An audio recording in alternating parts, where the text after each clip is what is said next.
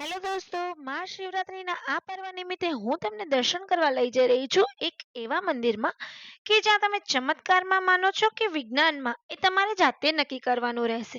હા, કારણ કે અહીંયાની એક ખાસિયત એ છે કે અહીંયા ક્યારેય પાણીનો પ્રવાહ અટકતો નથી. ઉનાળામાં સંખ્યાબંધ વિસ્તારોમાં પાણીની તંગી હોય છતાં પણ પોલો ફોરેસ્ટમાં આવેલ આ મંદિરમાં પાણીની અવિરત સરવાણી વહે છે.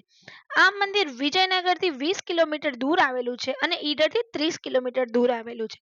તમે માનો કે ના માનો, આ મંદિરની એક ખાસિયત છે કે અહીં આવેલ એક ઝાડમાંથી ગંગાજીનું પાણી સતત પ્રમાણમાં વહ્યા જ કરે છે. આજ સુધી કોઈ પણ વૈજ્ઞાનિક જાણી શક્યું નથી કે આ પાણી ક્યાંથી આવે છે અને કેવી રીતે વહે છે. બસ તે સતત વહ્યા જ કરે છે. આ ઉપરાંત અહીંયા આવેલ શંકર ભગવાનનું મંદિર ખૂબ જ પ્રસિદ્ધ છે. અહીં આવેલ કુદરતી વાતાવરણ, લીલાછમ ઝાડ, હરિયાળો વિસ્તાર ખૂબ જ માનસિક શાંતિ આપે છે. આ શિવાલય લોકોની શ્રદ્ધા અને આસ્થાનું પ્રતીક છે. અહીં ભગવાન શંકરની સાથે સાથે સાક્ષાત હનુમાનજી પણ બિરાજમાન છે.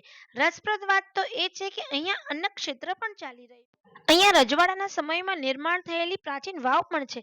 હવે આ મંદિર પિકનિક સ્પોટ તરીકે પણ ખૂબ જ પ્રખ્યાત થઈ ગયો છે.